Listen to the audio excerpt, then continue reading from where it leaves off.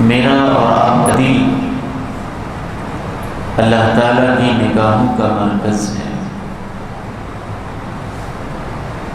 اس وقت بھی جب آپ میرے سامنے ہیں اور میں آپ کے سامنے ہوں، میں آپ کے چہرے کو دیکھ رہا ہوں، آپ کی حرکات کو دیکھ رہا ہوں، آپ کی نشست کے انداز کا مشاہدہ کر رہا ہوں،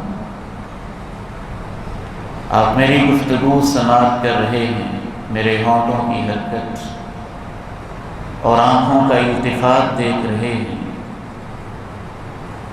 لیکن عرش معلیٰ پہ مستوی رب کریم میرے اور آپ کے دل کو دیکھ رہا ہے۔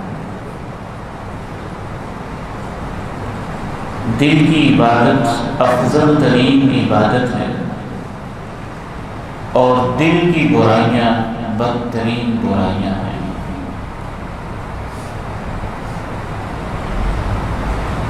انبیاء کرام رضوان اللہ علیہم اجمعین کی محنتوں کا بھی اصل مرکز انسان کا دل ہوتا ہے۔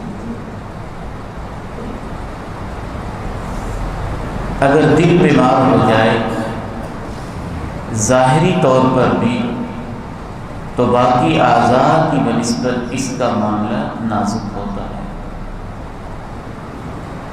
اگر کسی کو یہ کہا جائے کہ آپ ہارٹ پیشنٹ ہیں، دل کے مریض ہیں، تو انسان پریشان ہو جاتا ہے۔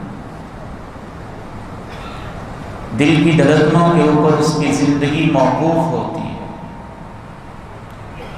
دل کی یہ بیماریاں، ہارٹ اٹیک کا مسئلہ ہو، بلڈ کا کوئی مسئلہ ہو، ہارٹ بیٹ کا کوئی مسئلہ ہو،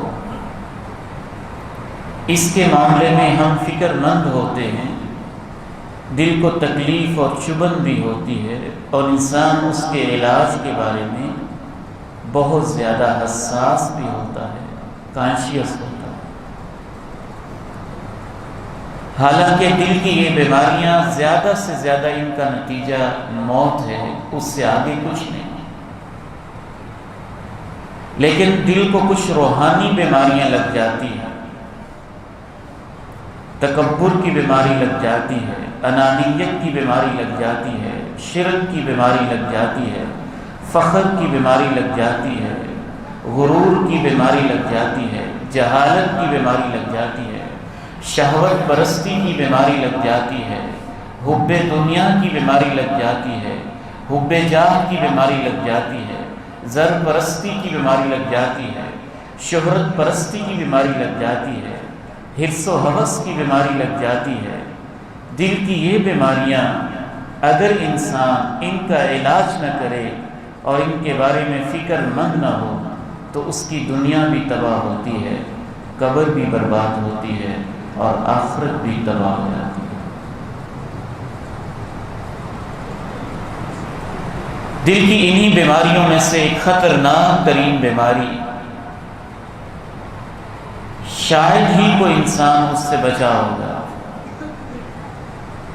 حتیٰ کہ اس وقت بھی مسجد میں بیٹھے ہوئے بھی، اللہ کے گھر میں بھی، خطبہ جمعہ کے دوران بھی، شاید ہی کوئی شخص ہو ہم میں سے کہ اس بیماری سے پوری طرح بچا ہو۔